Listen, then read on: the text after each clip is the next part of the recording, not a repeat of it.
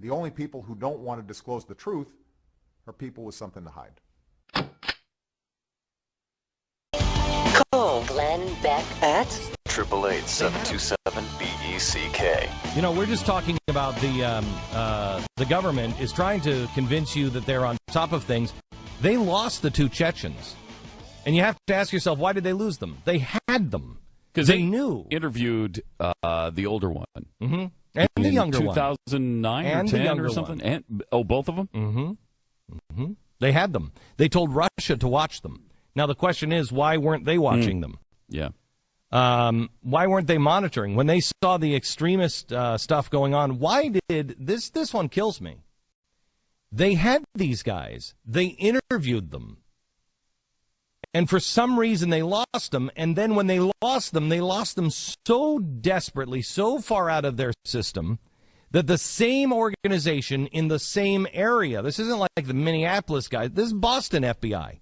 Boston FBI interviews them. Boston FBI then stands up at the microphone last weekend and says, do you guys know these guys? Because we don't know who they are. Can anybody tell us who these guys are? They know. You mean the guys who were in your office? The guys you warned against to Russia? What was that all about? What is that? You knew who they were. Mm. Why didn't you knew their addresses. Why didn't you just go pick them up? And as for the Saudi national, I love this line that, that's another guy with the same name. Really? Are there that many Abdul Rahman Ali Al-Harbis running around Saudi Arabia? Al-Harbi. Whenever you hear... You go to the phone book and you look for Ali Rahman Al-Harbi. The names are so long, too. How long is the phone book? It's got to be like the really size big. of a tower. The deal is the last 2, once you see Al means house of. Mm-hmm. So it's House of Harbi. So it's not like Glenn Beck and then there's a whole bunch of Becks. Mm-hmm. When it's it the means house something. Of. Yeah, it means house of or tribe of Harbi. And it's a very, Saudi Arabia is not like the United States. They're very tight tribes. It's not like if there's a Beck, there's a good chance you're not related to him. Right. In Saudi Arabia, if you're an Al-Harbi, you're related. You're related. Yeah. You're related. So if it's not that guy, it's somebody related to that guy. But they're not even saying that. They're not even saying that. Can you confirm if in Saudi Arabia IHOP is International Al Pancakes? I can confirm that. That is can. true. Okay. Yes, okay. I can. Let me go to Beth in Tampa, Florida, who called her congressman. Hello, Beth. Beth, are you there? Hey, Glenn, how are you? Very good. Did you call your congressman? I called all of them. I went down the whole list, and I got to Bill Nelson, who's a Democrat here in Florida, and when they answered the line, I said, basically I'm calling. I want to make sure that he is looking in or wanting to find out about the Saudi national, the deportation, is, he pressuring. And she said, I'm sorry, we don't get involved with anything that's a conspiracy theory. Oh, my gosh. I said, excuse me? I'm a constituent calling you, and that's what you said to me? I was in shock. I didn't know what to do at that point. Well, here's what you do. You call them back and say, could you please, I was a little taken aback by your conspiracy theory. Could you do me a favor? The House Committee on Homeland Security, the leadership, has documents, and write this down, an event file, a 2123B event file on this Saudi national, and they have the documentation. So could you please mount a campaign against those members in Congress who are claiming to have falsified documents and are using them at this time of tragedy? Okay. See what they'll say, because they won't say. Please do. This is not a conspiracy theory. This is fact. This is fact. The congressman in the that head the Homeland Security Committee have the documents in hand. All that Bill Nelson has to do is go down to the go down to one of these congressmen and say, let me see that documentation. They will show it. I can't show it to you because I don't have clearance to show it to you. They do. So all they have to do to know it's not a conspiracy is go right down and look at that document. That's it. So don't let them get away with conspiracy theory. And if they wanted to do that, don't be rude to them or anything. If they want to do that, just remember what this says is you have a congressman that is not just playing politics. I mean, people say, oh, I'm going to play politics. You know, how dare them play politics with such a tragedy? That's what's happening. I don't care if it's a Republican or a Democrat. They are playing politics with your security. Americans would have never put up with it after 9/11, but we've been so beaten down now that we will put up with it.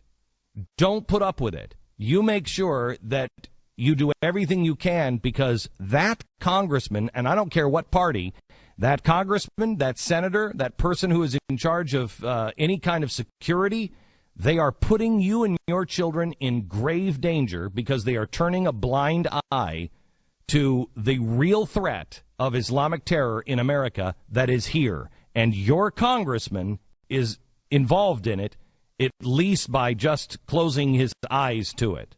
And all these explanations are so lame. They're not even. They come to the Blaze and they say, the reason he wasn't in Ohio instead of Boston, where his visa was supposed to be for Ohio, is because he filled out all the paperwork for a transfer. Then we check for the paperwork of the transfer, and there is none. They can't produce it. They can't produce it. They can't produce, and the university or the school says there is no paperwork on that. He didn't file. And he then didn't show up. He didn't file. So where did the DHS get that information? Because the school is telling us that's not happening. That didn't happen. He didn't file. He didn't show up. And when they're called on that, then they go back to, well, it's two guys. It's just two guys. I don't know what happened to that guy. And they're so incompetent that they don't even know where the guy is now. I mean, you've gone from a 2123B status. I do. The worst terrorist that we can classify you as, to we don't have any idea where he is now. I do. Yeah, we don't even know anything He's about in any. Riyadh. We don't know anything about any of the people in this story, with the exception of they keep buying dates. The only thing we know is the exact fruit they buy, but we don't know where they are. Yeah. We don't know how they got designated as a 2123B, one of the highest level designations of terrorists. How did that happen? Can you explain that designation? Can you explain it? Explain it to us. How did that occur? Now, is the guy who bought dates also 2123B? I don't know. Let me go to Lisa in Alabama. Would get him there, but hello, Lisa. You call your congressmen and senators? I called Senator Sessions because he's on subcommittees for immigration and homeland security. Mm-hmm. And the person I asked, about the Saudi national issue, and they told me they had not heard of it. And they asked me where I had heard it, and when I told them, they said, "Oh, that's just one of those hysterical internet media things." Mm-hmm. Lisa, you know exactly where Senator Sessions stands then, or at least his office. it's surprising from Senator definitely. Sessions, isn't it? I'm not surprised by anybody who's been in Washington for a long time and has been around the Muslim Brotherhood and dismissed the Muslim Brotherhood and dismissed CARE as a friend. And I don't know if Senator Sessions has or hasn't, but when you're in Washington for very long, you're on both parties. You are convinced that the king of Saudi Arabia is your friend, and they would wish us no harm, and the Muslim Brotherhood is good, and CARE is good. Let me ask you this: when you work you work somewhere for a long time protecting the country, do you get used to getting kicked in the teeth over and over again by the government? Because I'm interested to see how the FBI takes getting kicked in the teeth by DHS and Janet Napolitano over and over again, claiming that they're completely incompetent. That's not my impression of the FBI. No, not mine either. I wonder if someone in the FBI is hearing these accusations about their incompetence and getting pissed off about it, because that's how I would feel about it if I were in that situation. I would love to hear. I mean, I guess maybe we never will. but maybe somebody has the balls in the no. FBI to say, you know what, I'm not going to take this because they shouldn't be taking it.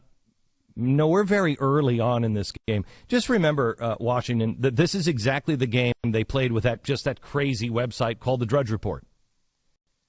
And that blue dress turned out to be right now, didn't it? It did. Isn't that interesting? And you know what's really strange is if I'm not mistaken, Matt didn't come out with absolutely everything he had at the beginning, did he?